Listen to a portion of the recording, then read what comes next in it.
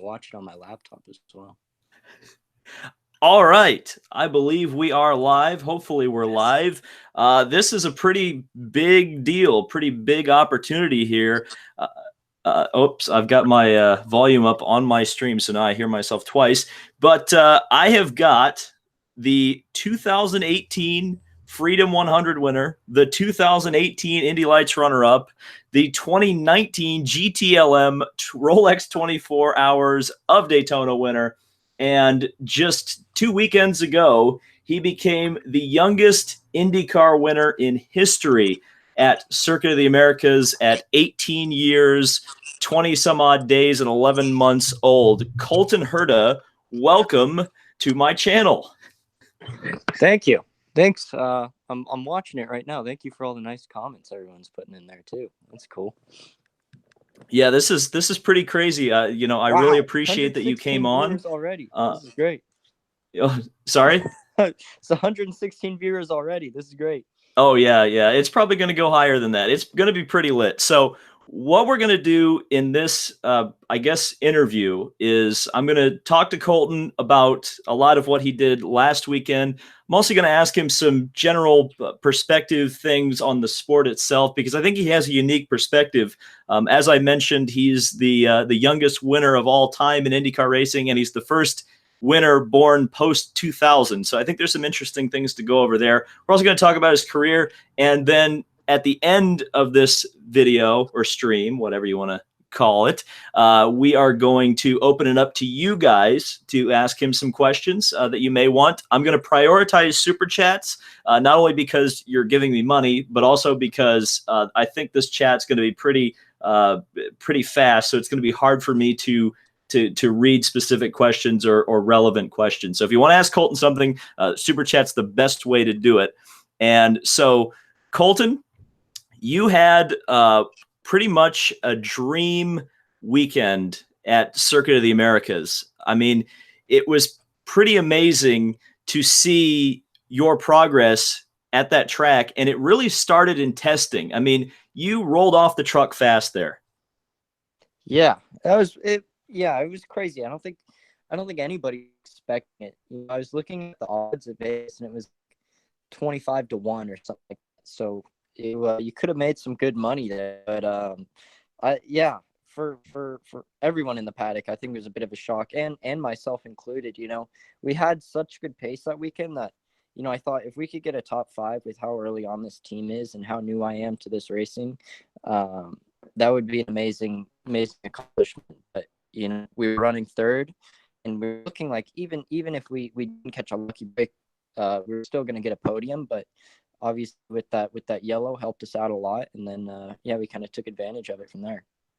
So yeah, well, you mentioned the odds. Boy, I was thinking to myself, especially after you were half a second up in testing at one point, I was like, boy, I'm going to go down to the FanDuel booth at the mall, and if they've got it, I'm going to put like $100 on Herta because he might end up winning the race at COTA when he comes. I wish I had done it because, boy, I would have made what, $5,000. Boy, that would have been nice. Cover the rent. Yeah, that would have paid for a lot of things. But you mentioned to me, we got to briefly speak at Sebring. You had a lot of doubters. A lot of people doubted that pace. I mean, and especially in this kind of era of social media, how do you deal with that kind of pressure, or at least people being able to, get in touch with you very easily and tell you, oh, hey, that Herta guy, he's not for real, oh, he's just there because of his dad or stuff like that. I mean, people really sent you a lot of nasty things, especially when during the Pato thing. I mean, how do you deal with that? Yeah, it's tough because, obviously there were doubters, but it was kind of amplified through the Pato situation on what happened. And a lot of people, for some reason, thought that I fired him. But that's not what happened. And I think, it's just kind of a way to kind of doubt even more. I think it kind of shows how, passionate the fans are. And that's always a good thing. So, I have a pretty strong mind, obviously, with my dad coming up through racing. I had a lot of expectation put into me through social media and stuff like this, but I think it just built up my mind strongly, so it doesn't really affect me that much. Obviously, when you're in the car and you're driving, that's not what you're thinking about anyways. And that's an interesting thing, or something I want to kind of segue into, because the fact that you were just able to go so fast right off the bat at Circuit of the Americas. I mean, not everybody can do that. I mean, just go to your local indoor karting facility and look at the general public when they jump into some sort of a race condition for the first time, and they're not fast at all. Do you consider yourself a natural talent, or is going to Circuit of the Americas like that and being able to be not only right on pace but beating these guys who have been doing it longer than you've been in this world? I mean, what does that take? I mean, is that natural talent, or does Colton Herta just work harder than everybody else?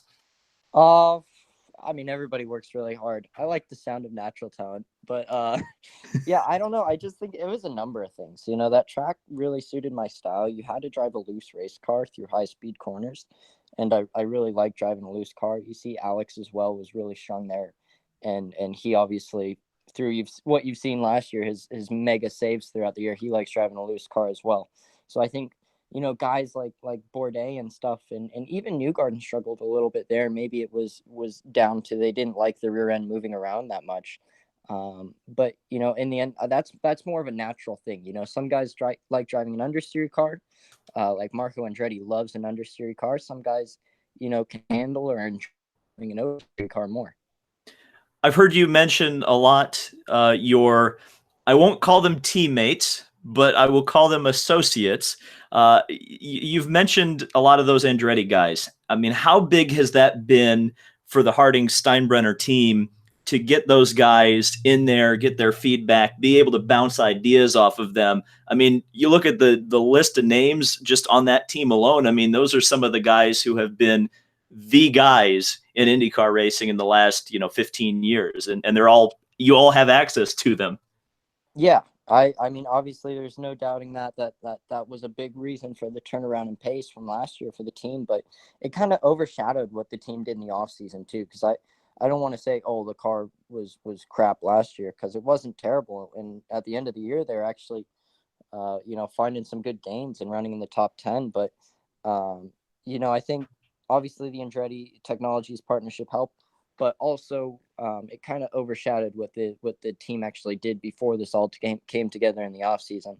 They were on the shaker rig. They're finding some good stuff with the damping, and stuff that kind of correlated to what Andretti was doing. So obviously, yes, Andretti Technologies helped. For sure, the team was on the right track already. So you obviously had a big setback the first of the or the first during the I think it was the first session of the weekend. You had what you described as an engine failure, and I'm not a race car driver, but I would give you some advice in the future. Say gearbox instead, Yeah. instead of just come right out and say it was the engine. Um, Well, I think it's pretty obvious. well, it was, but I mean, but yeah. I'm sure the HPD engineers did not appreciate you coming right out and saying that. But what was that a major? How big of a setback was that, and did it kind of hurt your confidence going into that weekend? I mean, did it affect you at all, or was it just like one of them racing deals, so to speak? Yeah, I mean, two things. First off, like, I don't like to bullshit fans and stuff. I think they deserve to know what was going on. But and when people were asking me if it was an engine failure, I'm not gonna lie. So, and then another thing was sorry, what was the second part of your question? Oh, The your second second. part Yes, was I got it. I got it. oh, okay. Yeah, no, a little bit, but it wasn't terrible. I think the biggest thing was we didn't get a clean run on reds, because we actually they allowed us to use them. There was a warm up following practice too, and they actually allowed us to use the reds in that. So I actually got a run on the reds, but obviously everybody's doing pit stop practice, so coming out of the pits, and so it wasn't a super clean run, and it was super heavy with traffic. So we didn't get a great feel for the car. But again, the partnership with Andretti Technologies obviously helped that. because they all did, and so we were kind of able to understand it a bit better going into qualifying. And you did back your performance up in qualifying. I think you were on the second row of the grid, and you had a hell of a start there, my man. You were Thank you. sandwiched in between, I think you said on Twitter, six IndyCar championships Yeah, between the between the three of three you. of us, yeah. Yeah. Describe that. I mean, that was a move that just what's that like in the cockpit when you've got guys that close to you? I mean, do you think about it, or do you just hammer down, get in between them? You think about it with some people, but not with Ryan Hunter and Scott Dixon. Those are probably the two cleanest drivers in the series, and the two drivers that take the best care of their car. And with a situation like that, when I so what was going on? He was Dixon obviously went on the outside of the curbing and came back and was a little bit ahead of me. But he was so shallow entering turn two, and there's such a big bump there that I expected him to lift a bunch, whereas me and Ryan were a lot wider, like a traditional line, and we were able to carry the speed a lot better than he did. So that's kind of what was going on there. Now, I guess since we talked, or you brought it up, how did you feel about the enforcement of track limits by IndyCar? I know you came up in a European background. We're going to talk about that a little bit later. I mean, how do you feel about that? Do you like it? Do you hate it? Are you indifferent? This is a big talking point, apparently. I didn't think it was going to be that big of a deal. Um, but the thing is, I have to explain to everyone because I don't think they understood what the rules were. They weren't going to add a rule for this event. And the rules for track limits is if you leave the track and gain an advantage, there's two penalties. You have to either let the guy behind go in front of you or you have to do a drive through. And they were thinking, oh, what happens? How do we police this if some guy's 10 seconds in the lead and on the last lap he goes over and does track limits and gets a penalty, and he has to either do a drive through or let somebody behind him go in front of him? Like how crappy of an end of a race that would be for everyone. So I think to get away from that, they wanted to do what they did, and I thought it was all right for turn 19. Obviously it was super bumpy, but you actually could gain an advantage from going around the outside of like some of the hairpin curbing if you really carried the speed. um and actually on my second lap in qualifying, I was down, and going into turn 12 I went through the curbing and I found like 2.5 tenths, so there was a massive gain of time to be there. And that I don't feel is right. That shouldn't be allowed. Interesting. So obviously you managed the race pretty well. I think you were third for most of it. You did make a move on Alexander Rossi. It looked like even before the caution came out, you guys had a pretty good strategy in terms of the fuel mileage as well as the tire wear. Tire wear looked like a big factor. Just talk a little bit about how you guys managed the race up until the caution that really kind of changed everything. Yeah, for us, we kind of got into a bit of a shock in the middle stint because we thought Rossi was going to go to blacks, where he ended up going to reds, and that's when I jumped him. So I was fending him off on blacks when he was on reds, and there was a bit of a pace advantage throughout the stint on reds. That was the preferred tire for the weekend. So I that's kind of where the struggle came from, was holding him back. And then the next set is what really kind of screwed me and took me away from the leaders. I think you noticed I was at the end of my third stint, I was about 10 seconds back, 12 seconds back, something like that. And I locked up the front, so I got a flat spot on the front, and the tire was coming apart. So I dropped off massively at the end of the stint. I was running a second and a half off of what they were doing in front of me. So that's kind of what happened there. But the strategy was at the end of the race, we were so good on outlaps. Our quickest outlap was actually a second quicker than the next guy on each stint. So we were so fast on outlaps, and the car was working so well on cold tires that we were just undercutting because we knew we could, and we were so fast on outlaps that it would work. And then yeah, it kind of it helped us out at the end, but that was always the strategy, was to pit on that lap, because that was the first lap that you could pit and run hard to the end without saving fuel. And with how fast our outlaps were and how far behind we were to the leaders, and another thing, Joseph Newgarden was pitting early as well, so he was going to have to come in early again. So it wasn't really a threat, and there's nothing to really lose here. And obviously, there was in the back of our mind saying, this hasn't had a question yet, but it's definitely possible. And that's something as well. Coming from the road to Indy, I know you've done other things, and that probably has helped you in this aspect. But we've been talking a lot about pit stops, and that's something that you always hear about from guys coming from Indy Lights to IndyCar are the pit stops, and pit stops were so crucial in this race. I mean, how Yeah. have you managed to kind of work on that, or have you needed to work on that? Yeah, I actually have. Coming into the box, it's really weird, because it's a very non-traditional brake trace of what you're doing when you're coming into the box, because you're having a hard stamp, then you're bleeding off really quickly to not lock up the fronts while you're turning into the box, and then smashing the brakes again to get it stopped. And that's obviously not what my mind was programmed to do in the beginning. It was programmed to, like on track, hit the brake really hard, then bleed off going into the corner. So that was something that was obviously a big thing. And then pushing into the pits, coming around, coming around to pit entry really fast was another thing to pick up on. And also leaving the box is tough, especially when you got a guy right in front of you. You have to cross the arms up and get out of the box really quickly. It's tough, but I think I've adapted well, and that stuff, most people can do it. It just takes time. So, what was the thought when you're coming around and you get the call on the radio, yellow, yellow, yellow? We're going to be P1 when the pit cycle comes through.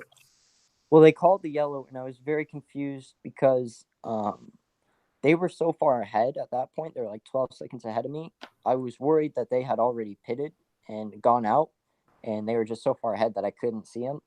So that was a concern of mine. But then when I came around, and we all packed up, and I saw that they were still up there, I was like, okay, this can be very good. And I got to ask you about that restart. I mean, Joseph Newgarden is no slouch. He's not a No. kind of guy who really waits around.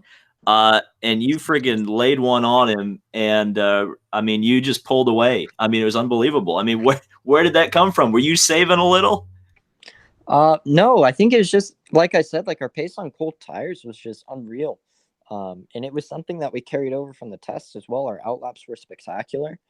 And then yeah, just kept carrying over. And the biggest worry was for me, I'd never done a restart on reds, and I wasn't sure how they were going to react. But it was actually totally natural, and the car felt really good, so it wasn't really that big of a deal. Is that something that's difficult to adapt to, the red and black tires? I mean, how much of a difference is it? I mean, do you have to essentially bring two different driving styles to the track?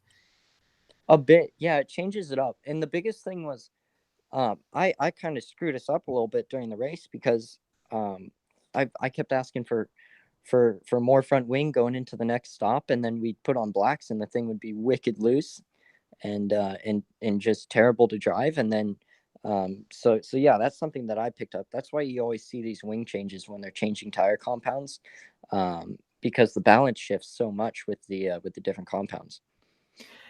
And so I guess we'll cut right to the chase. You managed to take the victory. Nothing crazy happened. The wheels didn't fall off. The engine didn't blow up. None of that happened. You crossed the line first. I mean, what is that like to win an IndyCar race? I mean, there's not many men who have done it. I should have looked it up because it's a pretty low number.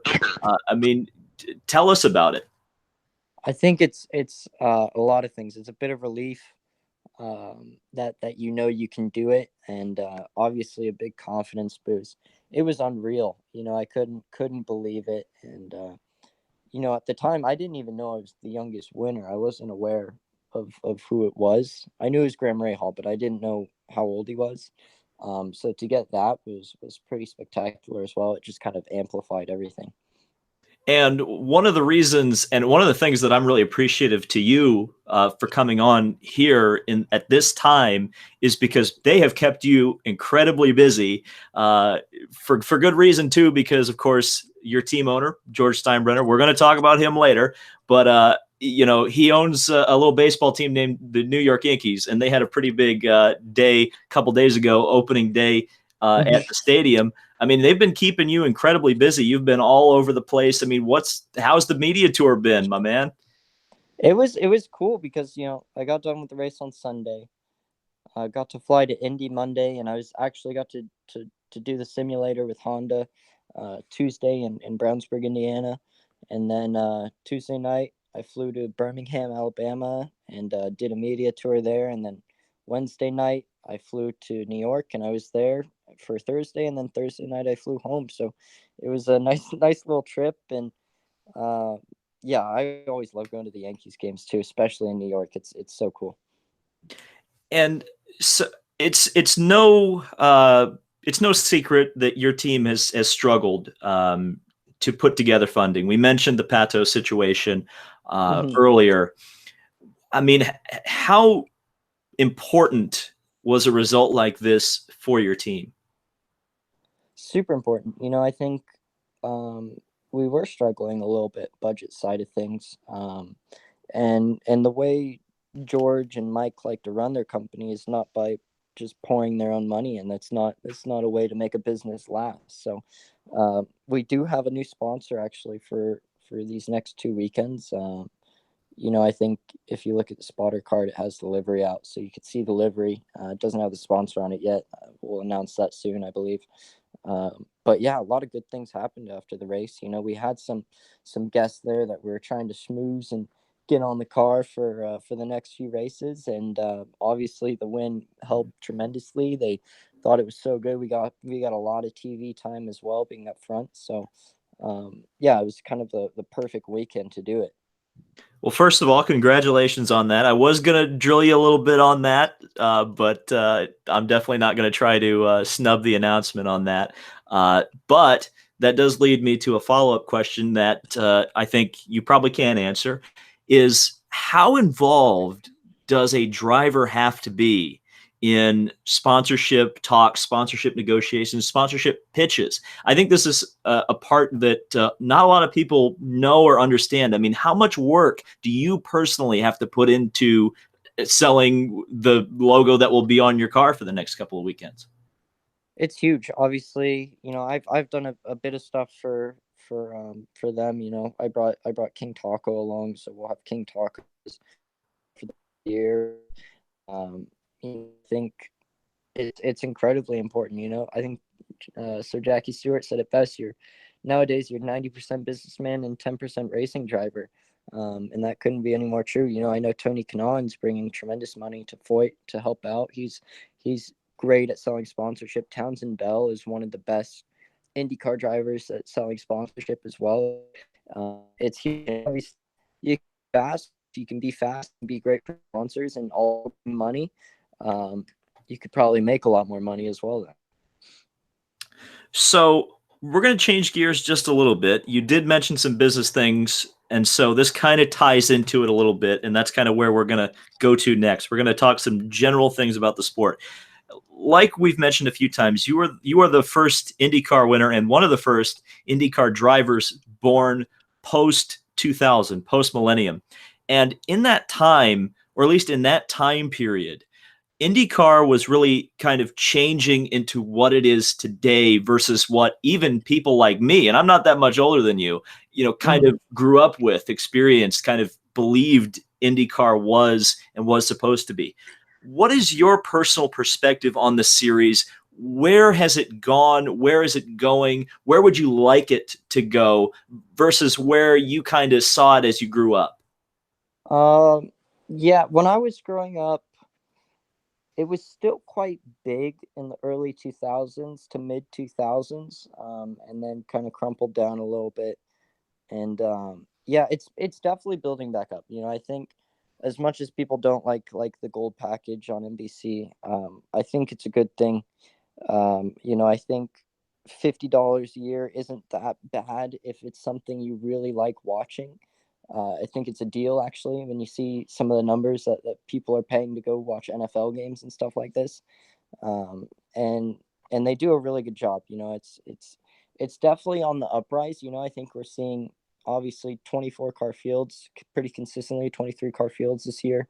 So it's definitely getting bigger. We're seeing crowds get bigger, and we're actually even seeing demographics drop down a little bit, which is always a great thing. Well, I can tell you personally, as someone on YouTube, I mean, guess what the demographic is? It's younger folks. It's the Yeah, 18 to exactly. 25. Yeah.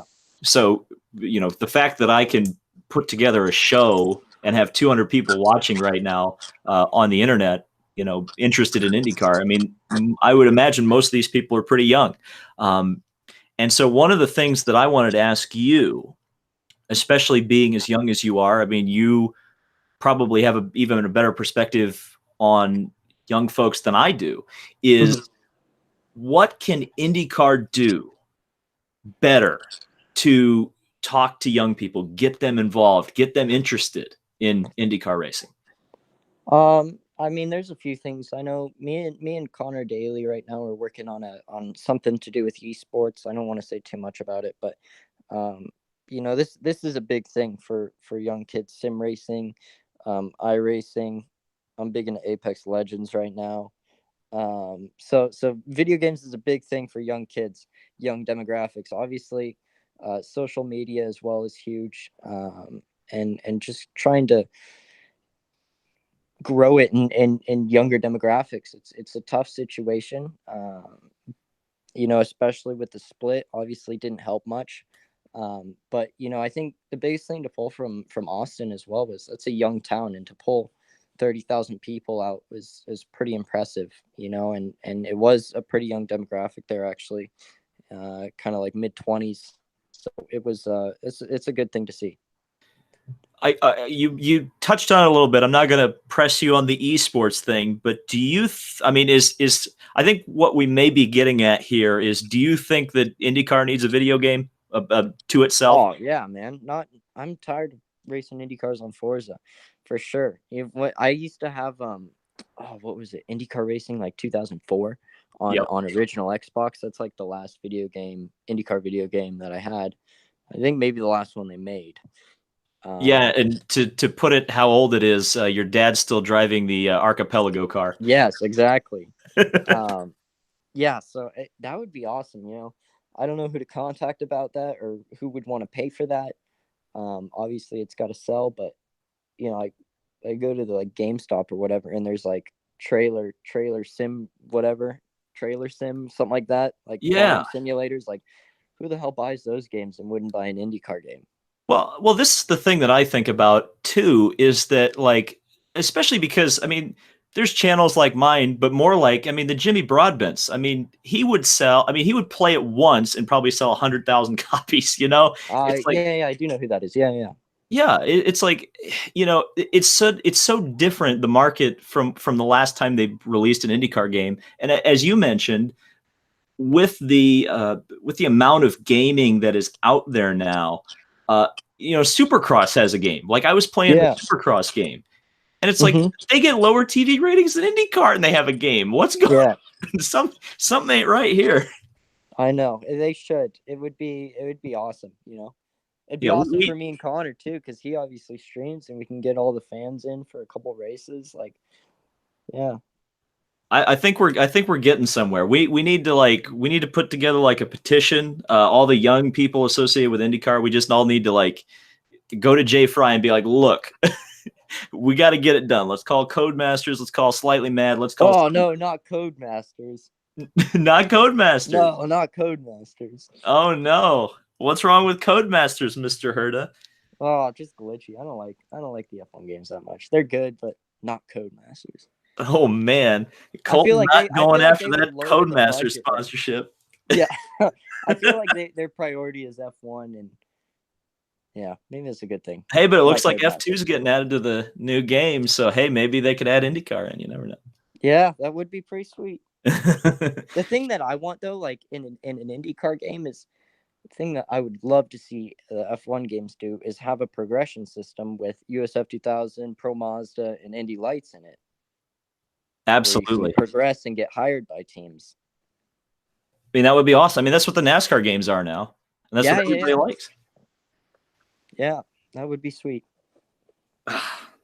See, I'm getting everybody in the chat is doing the same thing that I am. It's just kind of like going, just kind of sighing and going, we don't have an IndyCar game, and it's so depressing. Yeah.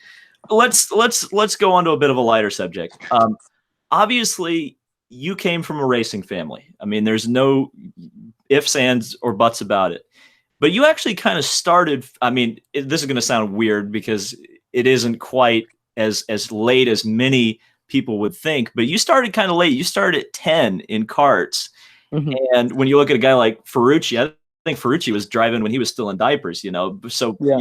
you've only been driving for 9 years. Actually, no, this is not true. This is what my Wikipedia page is. I need to change it. I started racing go-karts at 6.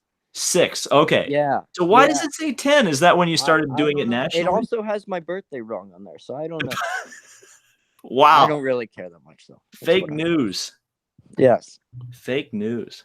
You also just exposed me for doing Wikipedia research, so thanks a lot, man. I know everybody who asked me that question does Wikipedia research. Well, you're wrong. Wikipedia But it is interesting. I mean, but my ultimate point in the question that I was trying to get to before you totally exposed me to everybody, embarrassed me, is that where did you how did you make the choice? I mean, what in your mind, I mean, was there ever a choice? Did you ever say, I'm not going to be a race car driver, or was it always from day one, like, I am Colton Herta, race car driver? I've always wanted to be a race car driver.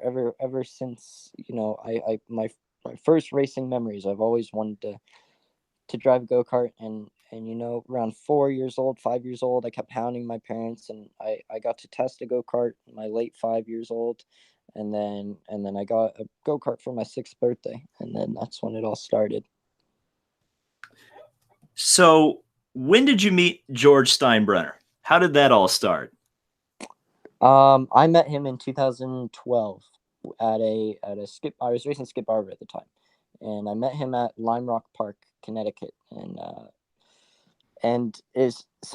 I know him through his stepfather, Sean Jones. Sean Jones used to race in Barber Saab against my father in the late '80s, and Sean was around racing for a long time. His dad co-owned a Formula One team in the '70s and '80s, and yeah, so he was always around motorsport, and so my dad and Sean stayed in touch. They were always friends, and then eventually they came out to a race, and I met Sean, I met George, and I met his mother Joan, and that's kind of where the relationship grew from. And I was, just young at the time, didn't really know what it meant, and then yeah, it all kind of played together. Our relationship grew, and eventually, I was racing in Europe at the time, and I was looking at options for the next year, and this came up, and I really wanted to do this. It was super awesome, and I couldn't give up the opportunity.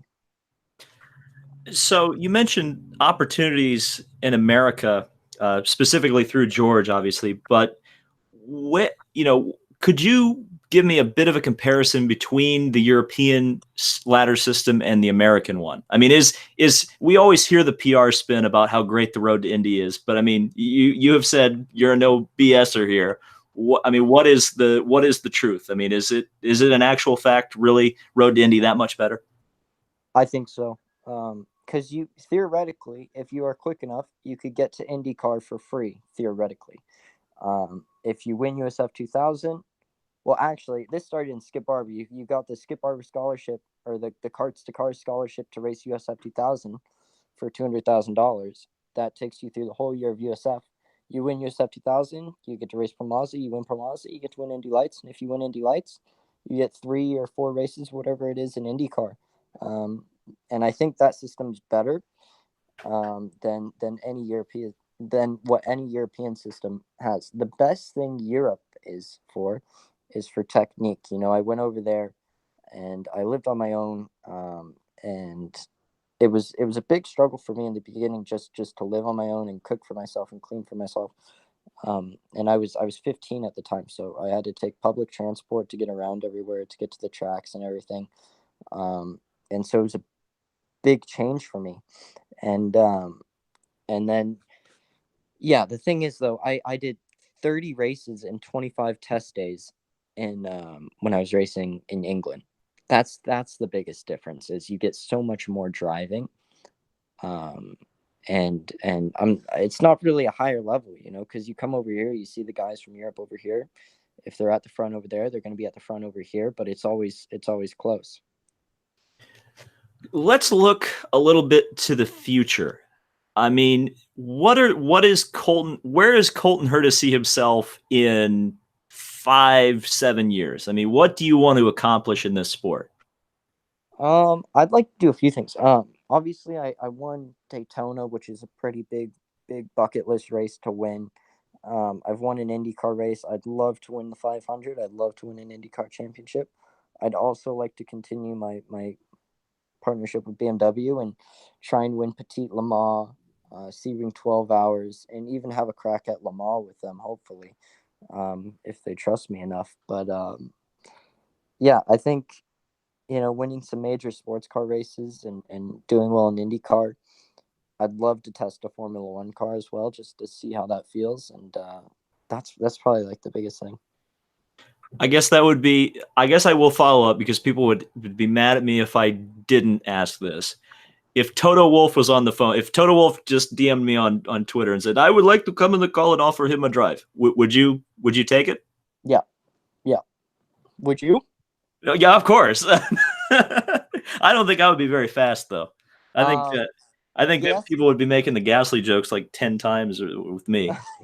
yes, but it would have to be um, a really good deal for me, because I would have to move away again from my family and everyone, um, and then I'd have to live in Europe, and then yeah, and also I would rather be racing Indy cars. Formula One cars are cool. The tech is amazing in them. They're quite spectacular and extremely fast. But I just like the racing aspect of IndyCar a lot more. But I think the way I look at it as a driver is, hold on, someone's knocking on my door. What? Got a live interruption here. Yeah, okay. But yeah, the way I look at it as a driver is, you I'm doing an interview. You Would your housemate like to join the call? Yeah, my housemate Brian Herta. Oh shoot, Brian Herta, everybody, Indy uh 500 winning team owner. no, but I think the way you have to look at it is, obviously it's very dangerous what we do. Um and anything can happen at one point in time where you can't be making money anymore. So the way I would look at it is, yes, it's a great opportunity, but if you can do it for 2 or 3 years and be set for life money wise, and if something were to happen, God forbid that, you are set up, and you don't have to worry about being, having to, Jesus Christ, I'm knocking shit over. You don't have to worry about struggling for rent or stuff like that. But my heart is truly with IndyCar. I love doing that stuff. So would there be another career? Let's say alternate universe, you didn't make it. What would Colton Herta do for a living? Um, I'd say like the only two jobs that are cooler than being a professional athlete or professional racing driver are, probably like rock star or astronaut. And I'm not smart enough to be an astronaut, and I don't have the patience to go to college and get a PhD and stuff like that. So I guess it'd have to be a rock star, or maybe a chef. I think making food's actually pretty fun. Fascinating. People in the chat are saying you just knocked over your COTA trophy. Can you confirm or deny that? Oh, no, the COTA trophy's heavy. That thing would have fallen through the floor. I knocked down my mouse. Oh Lord. So people are also offering to start a band with you. I mean, I'm what in a instrument band. would you I'm in play? a Would you band. be the lead guitarist? I play drums. I'm in a band though. Oh. Now, my brother plays drums. I'm not very well versed in it. Uh-huh. How long have you been playing? 8 months. No, 7 months. Not long. So now, are you a natural drum talent, or is that something you have to work at? Oh no, that's definitely bit more patience involved in that. That's hilarious. All right, so I'm going to ask my last questions, and then we're going to move on to the chat. Okay. Looking ahead to Barber Motorsports Park. Now, I Yes. did this research. It wasn't on Wikipedia. It was on Champ Car Stats. So if Champ Car Stats is wrong, I don't know. I'm going to jump off a bridge. But one of your first wins in Indy Lights was at Barber in 2017. Yes. You've had some success at the track before. I mean, how are you feeling about this weekend? I mean, it is a kind of, in terms of the layout, the flow, it's a little bit similar to Circuit of the Americas. So do you think some things are going to transfer over? This place is a lot tougher. I think it's so technical, and to get the lap completely right is very intense and takes a lot of balls, and it's very difficult. So if I think we've been quick everywhere we've gone so far. I'm not trying to say that automatically means we'll be quick here, but if everything goes right and the car is feeling good, and obviously I'm providing the work in the car, we shouldn't really have too much of a problem. And I think the mindset hasn't changed since the beginning. Even though we got this win, we can just keep banging in top tens. The occasional top fives podium. That would be a really solid rookie campaign. So you're not aiming championship. That's interesting. Yeah, no, second I in mean, points. you are It was second in pretty the cool. points right now. I'm That just is saying. pretty cool, huh? But I feel like that's a little bit unrealistic, especially when you look at like my first oval race will be at Indy, since they took Phoenix out. So that's obviously going to be very different from anything I've ever done. And then the ovals are going to be, I think, tough. I got to do some in Indy Lights, but compared to me doing 2 years and 6 ovals in those 2 years, and one of them being flat out, it's different to some of the guys that have been doing this for 10, 15 years plus, and have that knowledge of that. That is going to be an interesting, or I guess I wouldn't necessarily, if I was in your position, be too worried about it. But I mean, Indianapolis you're going to have to qualify for that race. Mm-hmm. How are you feeling about? I mean, you like to drive a loose race car. No, not there. No, I know not there. I know that's what I was going to get at. Was you're going to have to change a lot of things from your driving style to transfer to an oval track. I mean, you've won at the Speedway, even though it was a flat out drafting battle, and I'm guessing we're not going to see that this year. I mean, have you tested on an oval yet with an IndyCar? No. I think my first day will be at Texas. So you're going to be testing with Mr. Fred Nando Alonso then, right? Is he doing that? He's supposedly going to be there. That I know McLaren's testing at Texas at some point. Man, that'd be cool. Yeah. I'm not sure.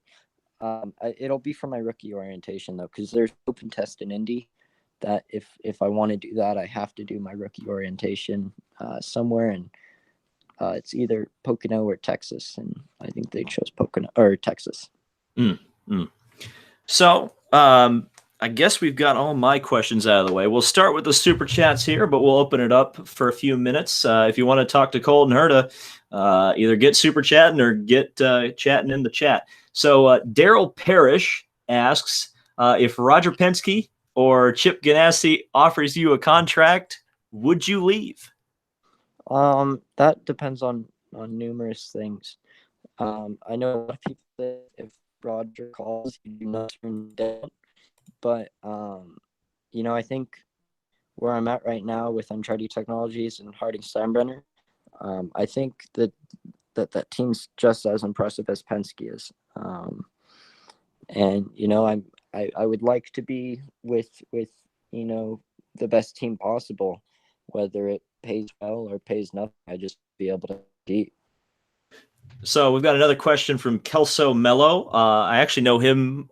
He runs SCUSA, and he's asking this question, I know specifically probably because he's interested in furthering his own racing career. And you touched on this a little bit, but just for Kelso, best Formula Series for karters to go to cars.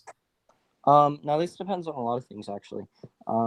If you have quite a bit of money to spend, you can go run. I recommend British F4.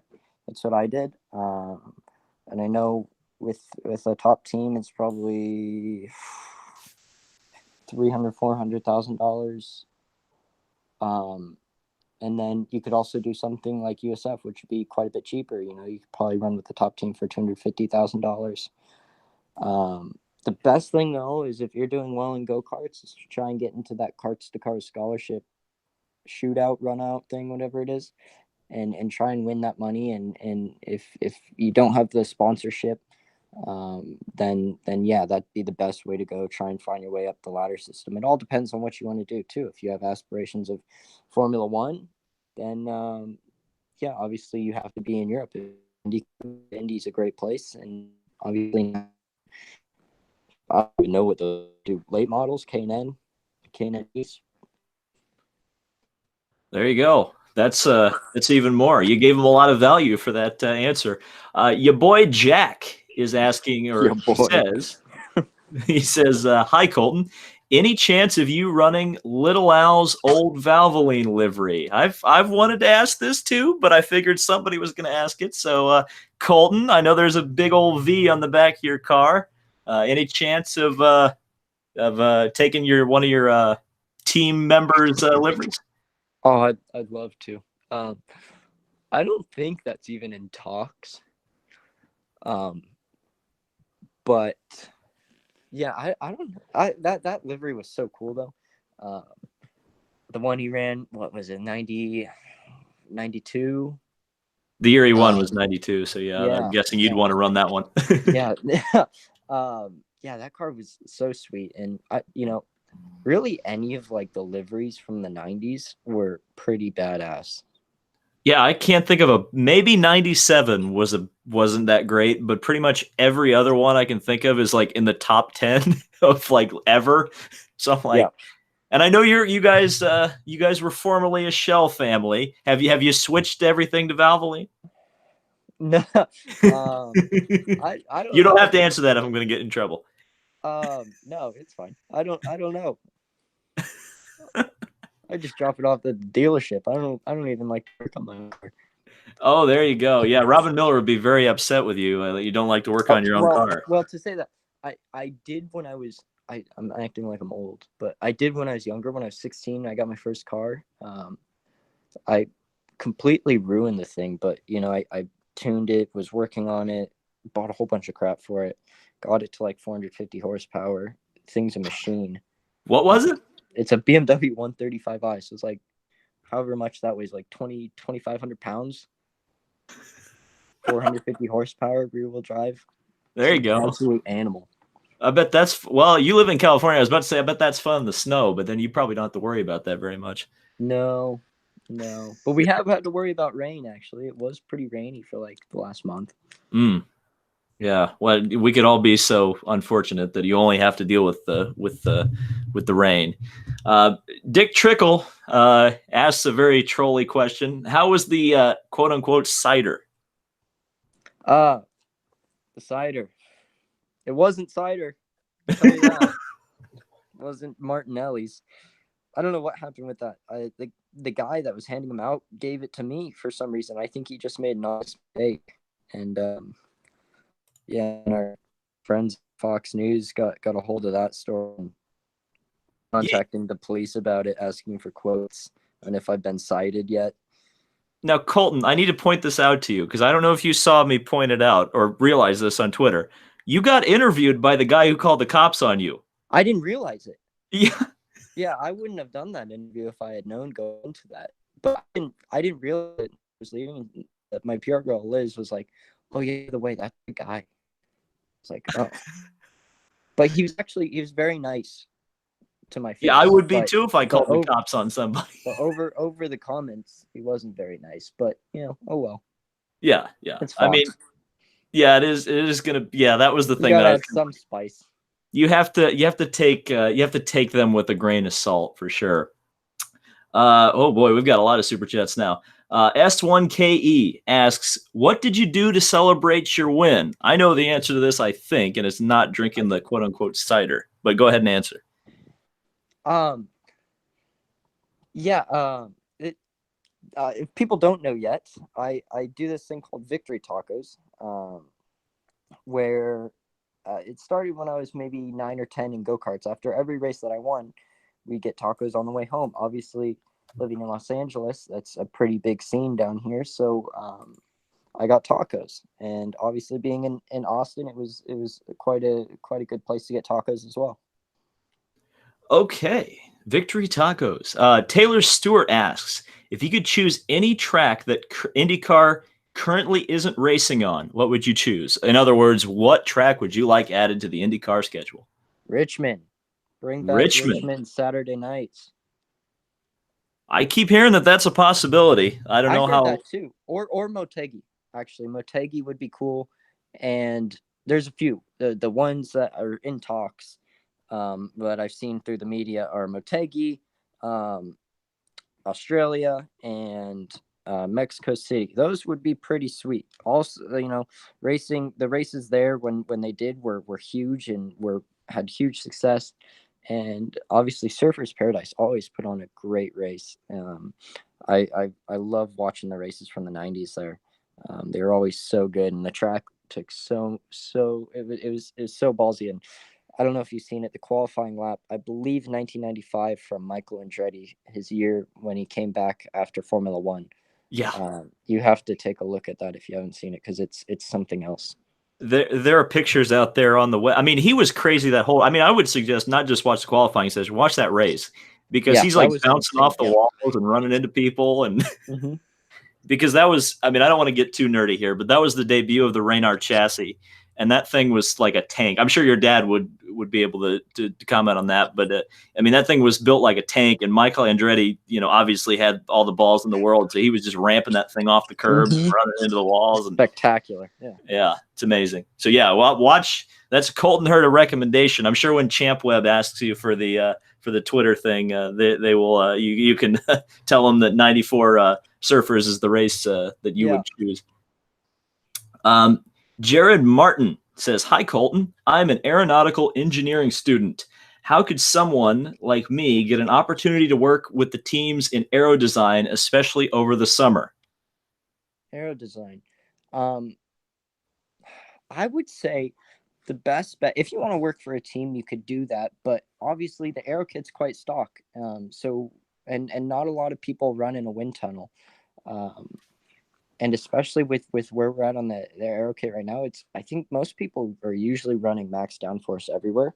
So it's not really a huge deal. But I don't want to say don't come to IndyCar. But um, but yeah, they still run a bunch of simulations at the workshop on aero numbers and stuff like that. Obviously, it's a big deal. Best way to get in contact would be come to a race and talk to the teams. Come with a resume, um, and obviously, if you can get anything with junior Formula Series as well, that always helps. If you have some background with working on race cars or engineering race cars. And yeah, I know if you will work for free, I'm sure there's a lot of people that'll take you over the summer. And that is kind of an unfortunate. I don't want to get on too much of a soapbox here, but that is kind of an unfortunate byproduct of the era that we live in. Is that everything is so controlled now. It's very tough for aerodynamicists or race car designers or people who dream of really wrenching on the cars and being creative. You're put in such a tight box. It's and that's part of the thing that I asked you earlier. I think where IndyCar struggles a little bit is that it's tough because there's not a lot of free thinking allowed on the technical side. So really the young people who get involved really are just people like you who are who are interested in the driving, the drivers. We kind of have lost the engineering side to IndyCar racing a little bit. Yeah.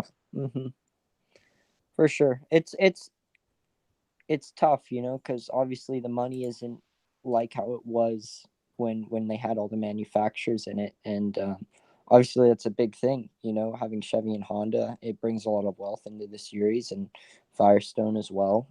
If you can get manufacturers interested, and if there's a reason for them to be there, yeah, they will pour some money into it and make it like it was in the 90s, where you have a, like my dad was telling me, you do a race wherever, Cleveland, on a Sunday afternoon, and you fly to Laguna Seca that night, and you're testing on Monday with the test team. So it was crazy, but yeah, the biggest thing is if you can get manufacturers in, they will bring money into the sport. Okay, we got a couple more super chats. Painful Reaction asks, do you watch any anime? No. My friends do, actually. I don't know what they watch. I've never gotten into it.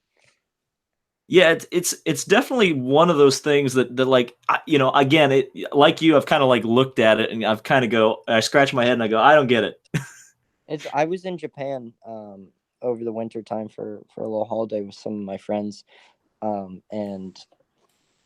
yeah, it was like you'd go into a shop and they'd be like ding ding ding ding ding, like playing all this anime and stuff. I can't get into it. I don't know. So I mean, okay, I guess I'll ask this question since we're on the subject. I mean, what kind of pop culture are you into then? Oh, whoa, $10. Oh wow, that's big money right there, Colton. Oh, Colton. What? What do you mean by pop culture? Just anything like movies, TV. Oh, okay. Big into the video games. I don't know. Movies.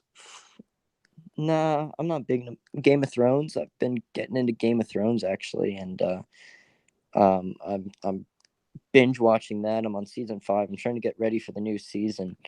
If somebody writes a spoiler in there in the comments, you opened yourself I feel up like to I it, should man. shut my laptop now.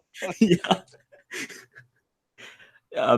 But go into the video games, because I know there's a lot of people. Somebody's already saying don't say Fortnite. So is Colton Herta a Fortnite guy?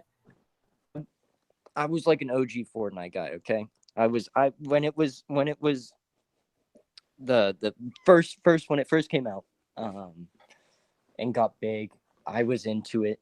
But then I don't know. Let me look at. I got all my video games right here: Forza, Project Cars, Rainbow Six Siege, and then they just made Modern Warfare 2 cross compatible. So I play a lot of Modern Warfare 2 for all you OGs out there. And this guy's asking Xbox. I play on Xbox, and then PC are all my racing games. People on PC are too good for me on video games, like the hardcore RPG shooters and stuff like that. So I only do sim racing. Yeah, where it's competitive, right? Maybe you should join the army, and then you'll be yeah, be a little that's better a in bit the more FPS competitive than I'd like to be. Yeah. No. Yeah, that's true. That's true. Well, along that same line, Dan Patman asks, will you start a YouTube or Twitch channel? I've never really gotten that side of things. I don't really know what I need to do that. Maybe in the future that might be something cool.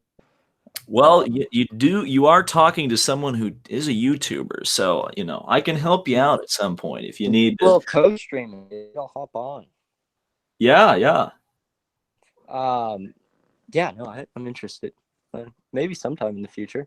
By the way, well, I will say, got again, this is something we talked about in the young person part of this, but really, I think, if I were IndyCar PR, and again, I play that hat way too much, and I know guys like Arnie and the guys who work over there, they get real pissed off at me when I really play their job for them. But I'm like, man, if I was working for them, like I would have, you and Connor and Newgarden, maybe Rossi, but he's kind of, flatlined a little bit. I would have you guys like in the off season, just constantly streaming either on YouTube or Twitch. and you don't even have to be playing racing games. I know that would be like the big, but I mean, Yeah. just like, get your name out there. You know, I mean, this is a free platform, YouTube here, and you guys already have a following. Like, people will watch you. You know. Yeah. Yeah. We obviously Connor streams. I'm actually on his stream quite a bit. We try and play a lot when we're back at home. And sometimes he'll do some nights where we'll get Rossi on, we'll get Newgarden on. Spencer Piggott was on the last one that we did together. So like a lot of the guys are into it. So And what's so great about streaming and even just YouTube in general, I mean, if one of you guys started vlogging again, I think it would be like huge. But one of those things is like people like get really invested in people who have a platform. I mean, it's weird because like I'm talking to you about this, but but like when I go to a race, like sometimes I think like, especially like at an IMSA race, like I feel like I'm getting recognized more than the guys who are driving in GTD, and I'm like, this isn't right. But it's really, like, yeah, a lot of like, yeah, it definitely grows your brand. Definitely grows your brand, and definitely would gain you a really good core fan base, and a younger fan base as well at that. And yeah, seeing the comments on a lot of these people, I can kind of tell we're all in the same boat. We're just a bunch of memers, a bunch of young memers. yes. Oh my God. Now, see, you guys are going to have to do a meme on the car at some point. I mean, George is our age too. So like, I Oh, feel he's like we big into the talked George memes into too. putting some memes on the car. Oh, I don't know. Just do a full meme car just wrapped in a bunch of memes. I'm telling you, if you guys have an open weekend where you don't have a lot of sponsors, you will get a ton. I mean, if you pick if you guys go on, I don't even know where you really find the best memes, but find like the hot meme and just wrap the car in it, and you will be viral AF. I mean, it would be, there's an idea. I'm just throwing it out there. Yeah. Wrap that car in surprise Pikachu or something. That would be quite spectacular. No, not a hentai wrap. They do that at Le Mans enough. They actually have done that FML. before. There's been like cars with boobies on them at Le Mans. I'm like, holy crap, that's very French.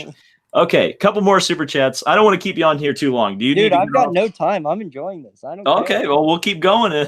We'll keep going if Colton keeps wanting to keep going. Okay, so Colton, that's a very interesting name. He was the $10 big money spender. I know it's way too early to ask, but looking forward to Petit Le Mans. How excited are you that you will be driving at Road Atlanta? I'm excited to see you race there, especially me being a corner marshal. I might know who that is. I think he might have been at Sebring. First off, thanks. That's cool. Thanks for volunteering and being corner marshal. Yeah, super excited. I haven't gotten to race there since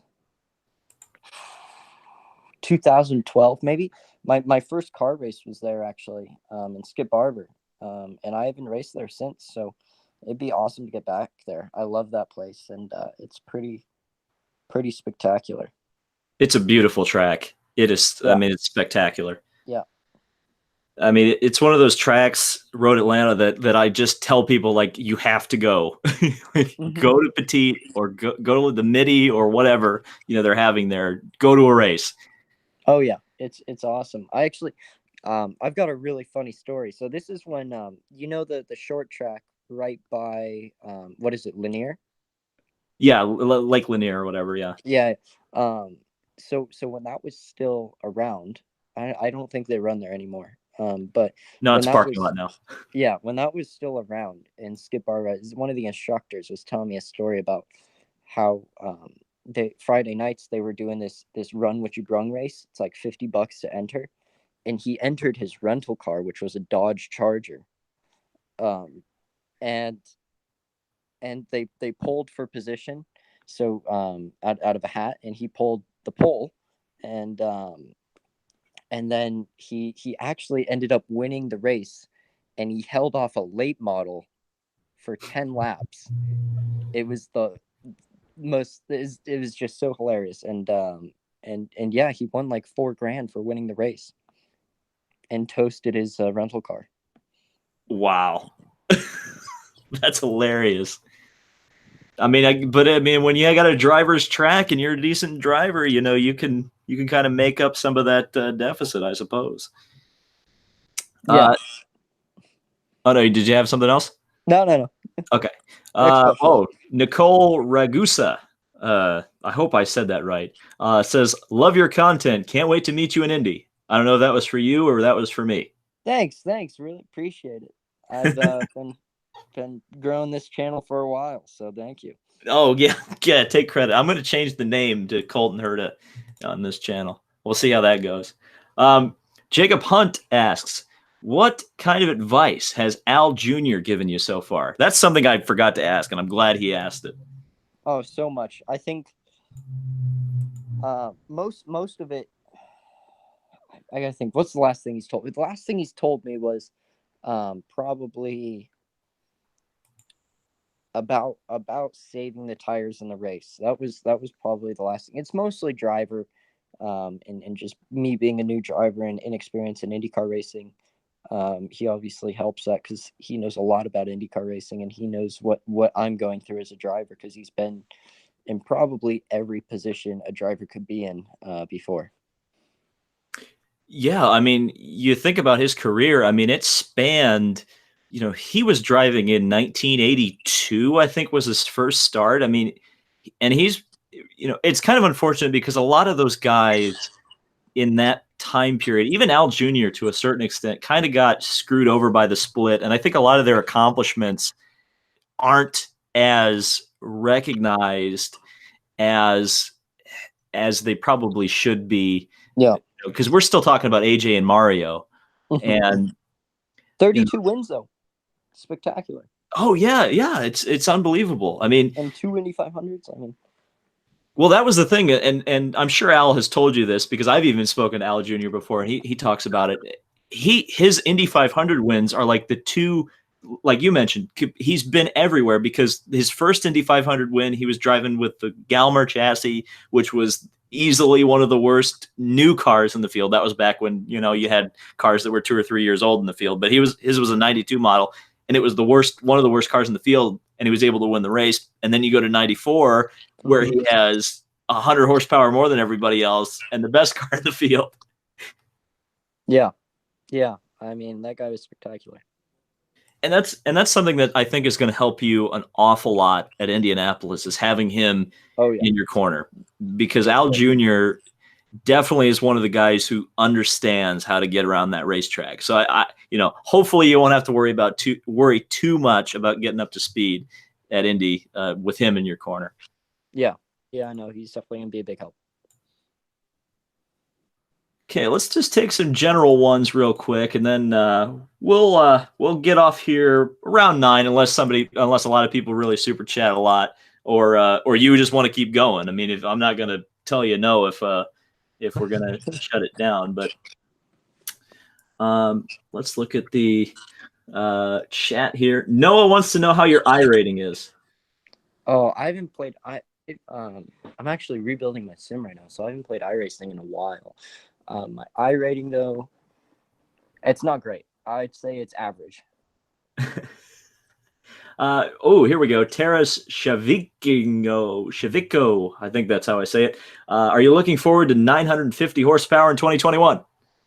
Yeah, that'll be super cool. I don't know how it's going to be. I honestly, I think that's maybe a bit too much for how much downforce we produce, but I don't know. I mean, obviously they've done the numbers on it. They know more than I do. So, I think it'll be interesting, especially and the short oval. It'll make it interesting.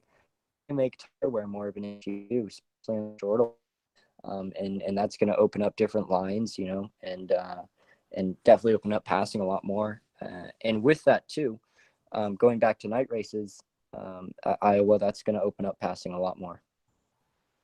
So Ray Hall Fanatic 15 super chatted and asked, which road course are you looking forward to most in the remainder of 2019? Laguna Seca. Ooh, are we? Cool. I feel like we need to go there, but go ahead and finish your thought on Laguna Seca. But we do need to go there since you've brought it up. Okay. Yeah, obviously that's a pretty spectacular track, and obviously my family has a little bit of history there. So it'd be cool to see if I got past the genes to be fast there. We'll have to wait and see. I mean, let's talk about that because your dad, I think, had an incredible string of 3 or 4 years where if he didn't win the race, he was in the top 2 or 3. I mean, he at one point I think he did a one-off for Forsyth and was still running up front after not being in the car all year. I mean, it was incredible. I mean, what made him so fast? Have you asked him that before, or do you want to share that?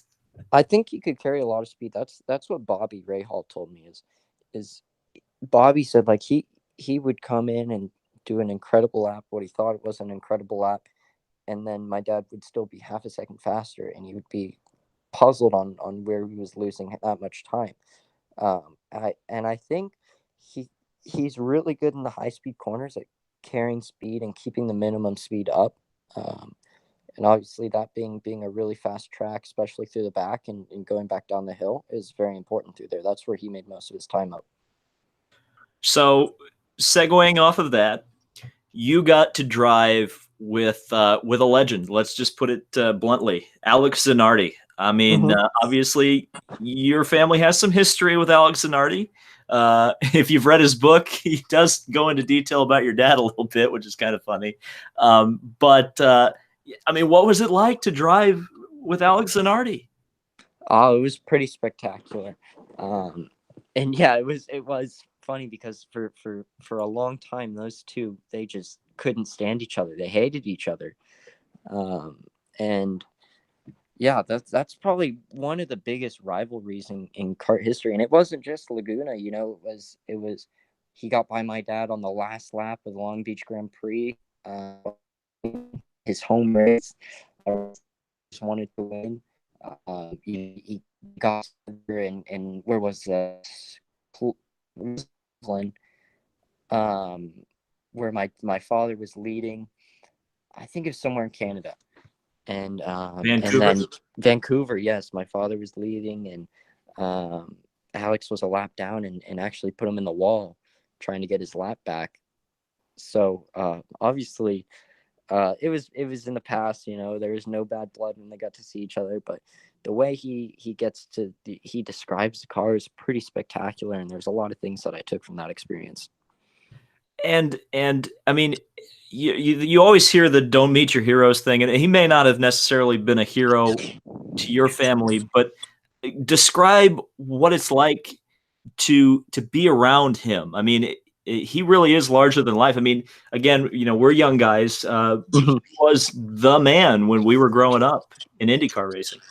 Yeah, it was spectacular. He was what he's done with his life after the accident to turn around and keep his life going and not get down is pretty special. And I think he was dealt a very rough hand, and what he did with that hand was incredible.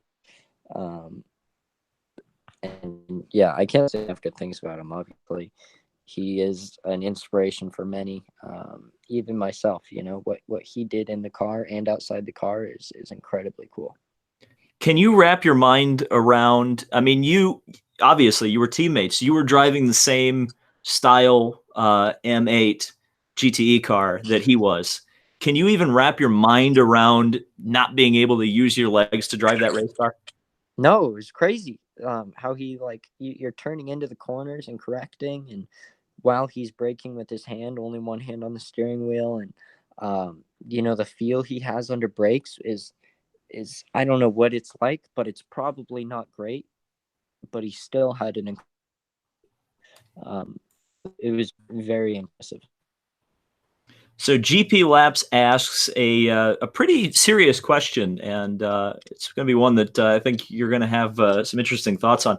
What is your take on modern safety, specifically the halo? But he also goes into etc. I'm guessing he's asking how you feel about canopies, halo, head protection, or maybe even other safety measures. I guess we were talking about track limits earlier. I mean, how do you feel about all the modern safety features? I don't think it's a bad thing.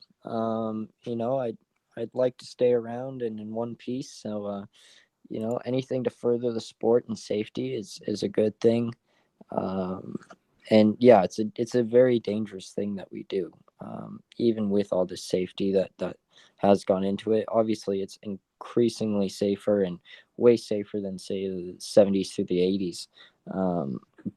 But it's definitely my thoughts on the Halo. I like the canopy more. Obviously, the Halo wouldn't work for IndyCar because the ovals you wouldn't be able to see outside with the banking. But I like the canopy. I think they are still having a little bit of trouble with it like morphing or breaking, maybe with when it gets impacted by a tire or something very big at a very high speed. But it's cool, it's really cool. PPG's working on it, obviously a sponsor with Roger for a while, and they've been investing a lot of time and a lot of money into it to make it safer. So they're obviously doing big things for the sport. Well, PPG, I mean, that's going way. That's actually probably predating me, but I mean, they used to sponsor the whole enchilada. It used to be the Yeah. PPG IndyCar World Series. Oh yes, yeah, but they are still trucking on and still doing good things for IndyCar. Yes. So I guess we'll end. I'm going to try to find one more question that's a good ending topic. Let's see. You know what? We'll go with this one because this could be interesting because it may help some people out, it may not help some people out, and I may be able to answer this one as well. Army DePaul asks, how does an 18-year-old get into motorsport without any prior experience besides casual go-kart venues such as K1 Speed or SIK? I'd say the biggest thing is try and get into a go-kart for a year. Yeah, it's tough nowadays because you see all these kids that are so young getting into it, but it wasn't like that. My dad didn't get to IndyCar till he was 23, 24. He didn't even start racing cars until he was 18. So it's definitely doable. I think the most recent thing is probably Townsend Bell. Didn't start racing cars until he's 24. So it's definitely doable. Yeah, you just need the right mindset, a lot of confidence. You need to be headstrong, and obviously your work ethic needs to be very good. And if you can find the budget and you can get in a go-kart for a year, then start getting through the Mazda to Indy. If IndyCar is your goal, that's huge. Well, I'll try to help you a little bit because I am kind of dabbling myself in grassroots motorsport. I would say that general. I mean, it's going to take some money, and and by no means is my racing budget very high. But Gotta start a YouTube channel, get those bits. well, yeah, that's the thing. Is that yeah? I mean, but a YouTube channel can only pay for so much of a racing budget. But you are probably going to need about man, even doing like Briggs 206, which I do. You to really be competitive, you probably need like $7,000. Bottom of the barrel. I mean, you could do $2 or $3,000 to get something really old and an old engine and whatnot. Maybe your best bet, and again, I don't know if you have any experience with this. I know some of the other drivers do. Would be to do like either a weekend or if you can find the budget, do a season of Ignite, Margay Ignite, because that's a spec platform, and everybody's got the same thing theoretically. So you theoretically, if you've got some driving talent, you'll be near the front. But I don't know. What do you think? What is Ignite? Is that like LOT 206 or Yeah, what it's 206, but it's all spec Margay. It's all done by Margay. Okay. Yeah. Yeah, that's I haven't heard about that. I really like the 206 stuff actually. It's fairly cheap than like a water cooled engine and stuff like that. Maintenance is very easy on it, and yeah, like I said, it's cheap. That's the biggest thing is it's cheap, and everywhere that you go, there's big fields and a lot of people run them. Yeah, I would say that again, in my own experience in 206, qualify well because boy, oh boy, there's a lot of squirrels in the back when you got a 50, 60 cart grid. Boy, I have seen some stuff. But okay, so that's Colton Herta, everybody. I can't even begin to describe how thankful I am that you decided to or were willing to come on. And I know everybody in the chat. Well, give Colton some love in the chat. for coming on, because this is pretty cool. I mean, it's kind of a little bit of a legitimizing of this channel against some of maybe the mainstream sources of IndyCar content. So I really appreciate it. Thank you so much, Colton. Well, thank you. I had a lot of fun. Thanks for the awesome questions, guys. You guys did a good job. You puzzled me on some of them. Well, we aimed a puzzle. So thank you guys all so much for watching. Again, thanks to Colton Herta for coming on. If you'd like to see more of this, be sure to let me know who you might like for me to come on. And hey, maybe we'll get Colton Herta on again at some point if he wins Barber. Maybe. We could definitely work something out. I had a lot of fun. Thank you, guys. All right.